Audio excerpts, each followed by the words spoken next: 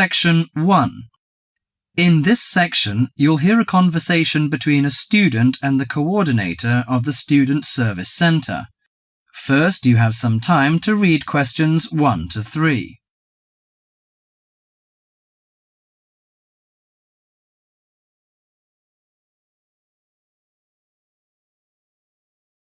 Now listen to the conversation and answer questions 1 to 3. Hi, sit down please. How can I help you? Thank you. I'm a student in the sociology faculty. I'm coming to ask for some information about renting a room in the college or near the campus. My name is Sarah. Yes, Sarah. How long have you been here in Sydney? You are not new, I suppose. No, I'm in my second year. I came to Sydney 18 months ago from Korea. Where are you living now? I live with my aunt in my cousin's room. It's pretty nice to live with my relatives, but unfortunately my cousin has finished his term and is returning from Britain next week. I have to rent a room for myself. Yes, it sounds a little unfortunate, but I suppose it's a good chance for you to have a deeper understanding to real world. I hope so. Well, what sort of thing are you looking for? What we provide ranges from shared flat to homestay. And of course we have houses with gardens if you like. No, the house with a garden is obviously out of my price range. Shared flat is not bad, but I prefer a homestay. I enjoy the feeling of living with the family. When do you plan to begin the rent? Next week, you just said? No, my cousin is arriving by next week, so I hope to move out by this weekend. This weekend, okay. The main area we deal with is around the university. Around the university, aha. Do you have anything near the northern gate of the university? You know, the sociology faculty is near the northern gate.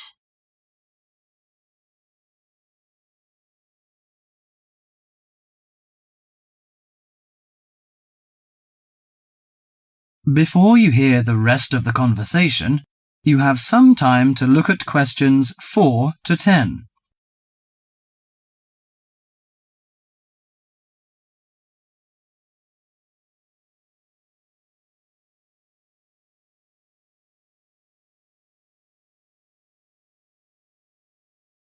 Now listen to the conversation and answer questions 4 to 10. Yes, what sort of price are you thinking of?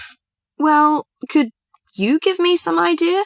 You know, I have no experience of renting a room. I don't know what price is reasonable, but I hope it's not over $300.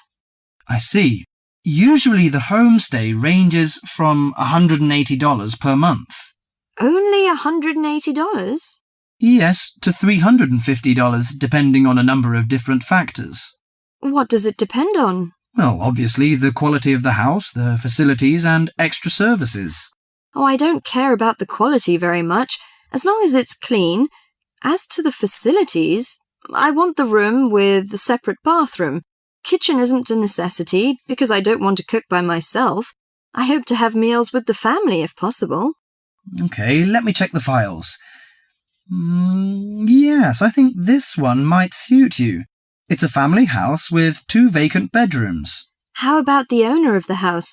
I mean, is it a family or... According to the file, it is a retired lady. She wants to find college students as tenants. That's great. What's the condition of the rooms? The bigger bedroom is furnished and with a bathroom, and the rent is $320 per month. The smaller one charges $250. It is furnished too, but without bathroom. Oh, $320. It's a bit out of my range, but I think I prefer the bigger one. How about the meals? Well, the rent includes breakfasts and suppers. No lunches, however. You have to buy your lunch. That's no problem. I usually have my lunch in the college cafeteria. And that doesn't cover the water bill and electricity fee, but the laundry is included. Fine. Could you tell me the address? Yes, it's on 323 West Park Road. Let me get that down. 323. Okay, it's near the university. So, when can I have a look at the room? You know, I'm a little pressed for time. The file says the landlady is in every afternoon. So this week, say Friday? Oh, I'm afraid I can't make it then. I have a lecture on Friday afternoon till 5:30. How about Thursday? OK, that's fine. Would 5 be OK? Yes, fine. Just come here. Yes, here in the student service office. Oh, before I forget, before moving, you have to pay 1 month's rent in advance. Really? Oh, I didn't know that before. Could I ask why? As the deposit. You know, in case you damage the property or move out without giving notice. Usually this doesn't happen, but standing in the owner's shoes... Yes, I understand it all. So that's $320. Okay, I'll take the money. If I'm satisfied... Well, a word of advice. Don't forget to get a receipt when you pay the deposit or rent. Yes, thank you so much. That is the end of section 1.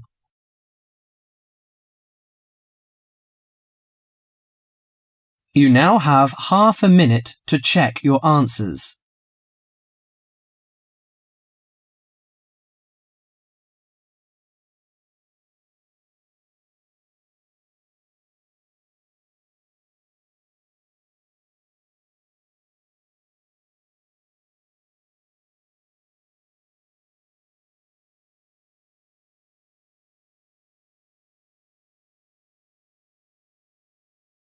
Section 2. You will hear the principal of a university welcoming his students. Look at questions 11 to 17.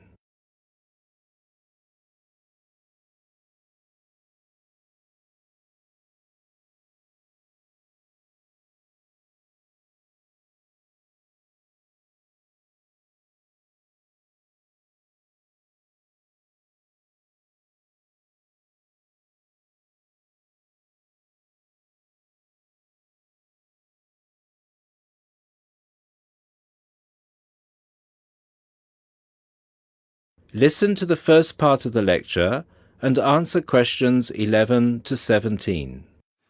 Good afternoon, ladies and gentlemen.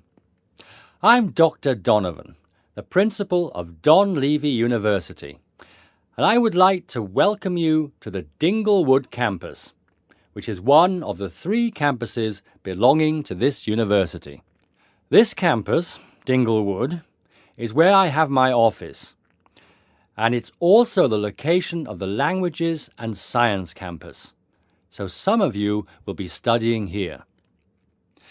Dinglewood is the most northerly campus. The business studies blocks are in the Churchdown campus in the centre of town, and the southern or Trailway campus, where history and architecture are situated, is to the south of the town. Those of you who are enrolled in any of those courses will be taken to your respective buildings at the end of this meeting. Those of you studying on the Dinglewood campus, you will have a tour later too. This building we are assembled in is the office or administration block, Block 39, and is where the weekly meetings are held. You are welcome to attend these meetings, as are all the university staff. You may want to, as many university issues are discussed at these weekly meetings. The meetings take place at 1:30 every Tuesday, so please stop by. 2 other important buildings are also located on this campus, the cafeteria and the on-site shop. You can purchase all the required books and any stationery you need for your courses at this shop. Please bear in mind that even though you have shown your ID passes to enter the site, you still need to use them again to buy anything in the shop or cafeteria. This is for security reasons. Now look at questions 18 to 20.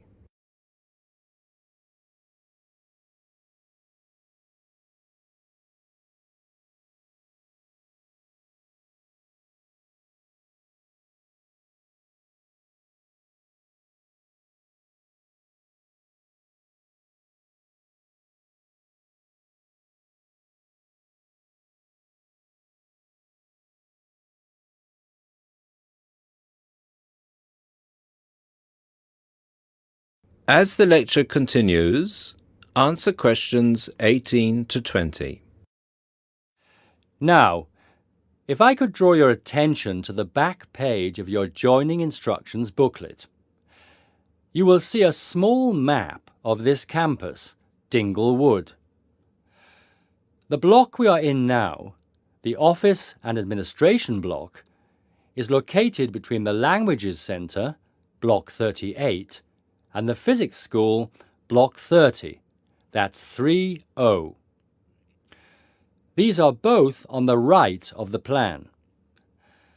The cafeteria, which is open from 7 a.m. to 9:30 p.m., is on the left of the plan. It is between the Chemistry block, number 35, and the University shop, Block 33. At the University shop, you can get all you will need in terms of course materials. The Biology block is block number 29, and you'll find the Biology block between the Chemistry block and the Languages Centre. Be careful with the numbers, as they are not always logical. As you will see, there are gardens on the right-hand side of the gate. These are being extended over the next 2 months, and a memorial fountain is being installed in the middle of the campus. This means that the campus will be very noisy during normal working hours. However, the campus will look much nicer when it is all finished. Right, so that's it for your initial campus orientation. At this point, could the language students all follow me, please? And the rest of you, please assemble under the banners which show your main topic of study, and you will be directed to the other campuses.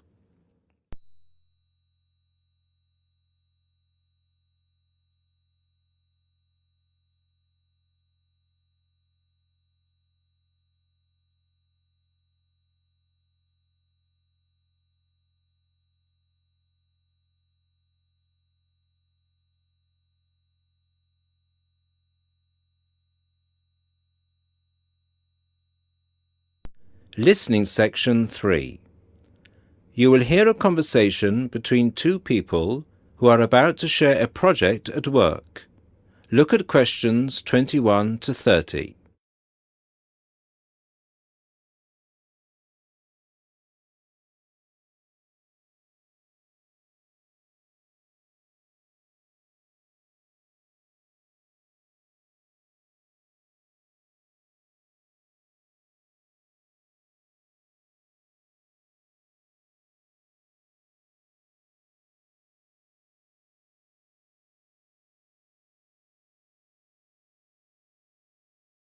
Listen to the conversation and answer questions 21 to 30. Hi Bill, how are you? I'm okay now, Sarah, but I was so ill last week. Oh dear, what was the problem? Did you eat that dodgy fish in the canteen? No. At first, I thought it was a cold, but then my head started hurting and my eyes started to go blurry. Oh, I'm so sorry. That sounds serious. Yeah, it's okay actually. I went to the doctor and he diagnosed me with a migraine. He gave me some medicine and I'm starting to feel much better. Oh, I'm glad to hear that. Well, I'm also glad you're in today because we have to work on a new project together. Oh, are we in the same section? No, it's just us. No one else. Mr. Donaldson put us down as B team because we live near each other. That could be fun.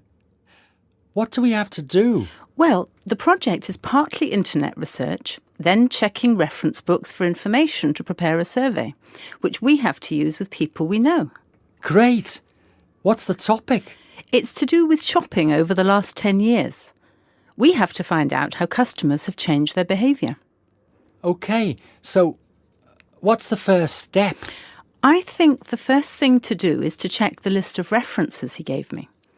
But my computer is in for repair, so if I check in the reference library, would you be willing to look up some references online? Once we're done with the reference checks, we can write the questions together. That's fine. I'll do the internet research. So, what sort of shopping are we looking at? Only food or goods or clothes shopping? We have to find people who are willing to tell us about personal things, like deodorants, cosmetics, soap, or vitamin creams. The other groups are doing food, electrical goods and clothes. That won't be so easy, Sarah. People might think those things are a bit private. Yes, I thought about that. I'll ask the women and you can ask the men. That should work okay. Well, if you think so. Give me the list of references then. Sorry, I left them in my other bag at Joseph's house. I'll get them for you tomorrow. OK. Well then, this afternoon, I think I'll catch up on the notes from last week. Can you help me, or are you busy? I've made you a copy of my notes already to save you time. Here you are. Wow, thanks, Sarah. That's so thoughtful. Well, since there's nothing for us to do right now, shall we go for lunch? Well, actually, I'll have to catch you later. I have to go to a meeting this afternoon. Can I phone you tonight to arrange when to meet? No, sorry. I have a date. Can we meet in the laboratory for the first class tomorrow? I'm not sure because I have to go to the library to collect some books. What about meeting there at lunchtime? Do you mean in the lab? Yes. OK. See you in the laboratory tomorrow at noon then. Sounds like we have a lot of work to do.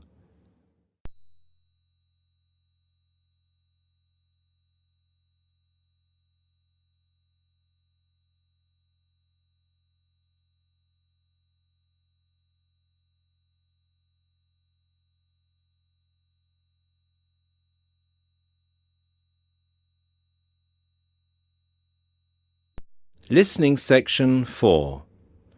You will hear someone talking about art. Look at questions 31 to 35.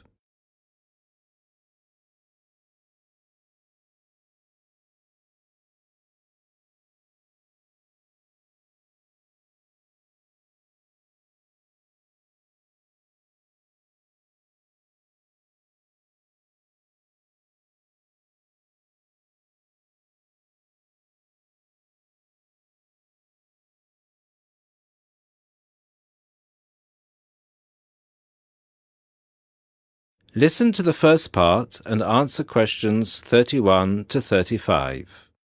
Good evening, everybody, and welcome to the first in this year's series of public lectures offered by the Art Gallery. As Chief Curator of the Gallery, I was given the honour of presenting the first lecture, and let me tell you, I had a difficult time deciding what to talk about tonight. Being the curator, I naturally know just about everything that's in this gallery, but I wanted to choose an artist who has a wide appeal. That seems only fair, yes? But I didn't want to talk about someone so well known that anything I said would be familiar. I wanted someone modern. My personal preference is for modern art. But again, I wanted to choose someone who had the potential to appeal to all art lovers, whether they're attracted to traditional forms, impressionism, surrealism, or what have you. So, having spent the last 5 years as a visiting professor in Barcelona, it's not surprising that I finally chose to talk about one of the greatest Catalan artists, one whose work is likely to be familiar to many of you, Joan Miró. Look at this. And this. And this. Ring any bells? Miró's most famous and most widely reproduced works tend to be like this. Bright primary colours with lots of asymmetrical forms. He painted on large canvases, larger than himself quite often, and his paintings depicted birds, trees, flowers, and other features of the natural world. But Miró produced a great variety of work, and it's about some of his lesser-known paintings that I would like to speak this evening. Miró was born in Barcelona in 1893, the son of a goldsmith. He began to show talent very early, and in 1926 went to Paris, where he was drawn to the Surrealists of Montparnasse. He did not define himself as a Surrealist, however. He preferred to stay free to experiment with other artistic styles as he wished. Miro had an intense dislike of much of the painting and many of the painters he knew. He wished to do something totally different, to express his contempt for bourgeois art. And yet, ironically, Miro's success has made his works much in demand among art collectors of the world. But we can't really talk about the artist without looking at his art. And that's what I'd like to do now. To take a look at just a few of Miro's works and think about what it is that makes them special. Special to me, and to a great number of people who flock every day to the Miro Foundation in Barcelona. Now look at questions 36 to 40.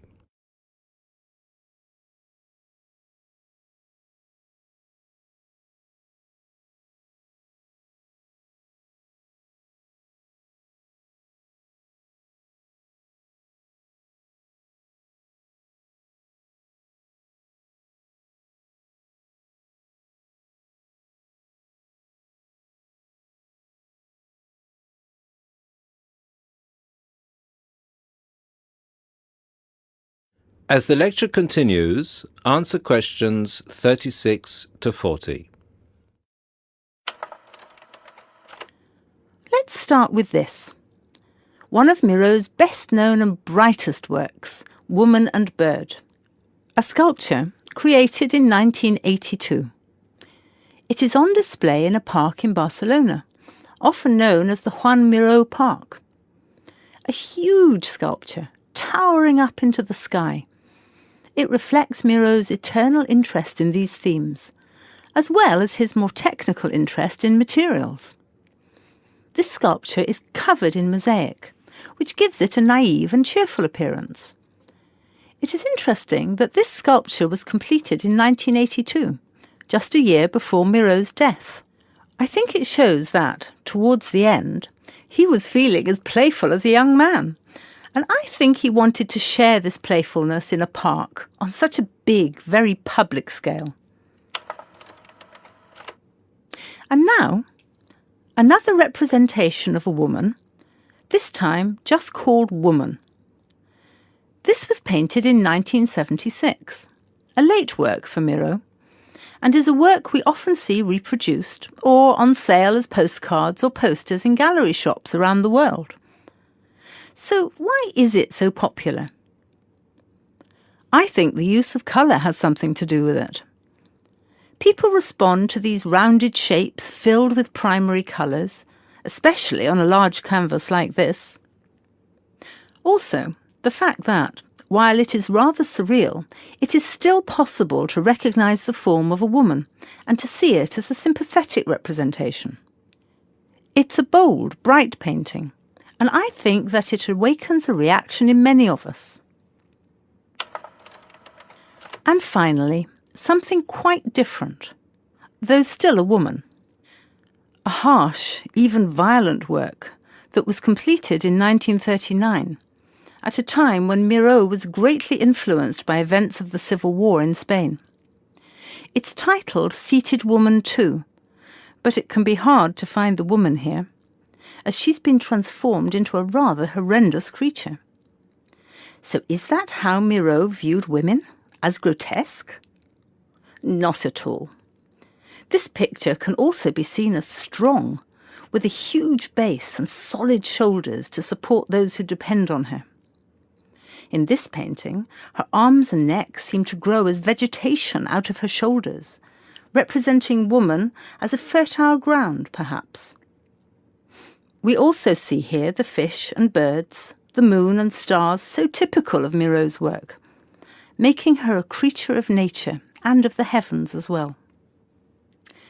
And that's all we have time for this evening, I'm afraid. I hope that you've enjoyed this brief look at Miró's work and that you will enjoy the other lectures that follow this one.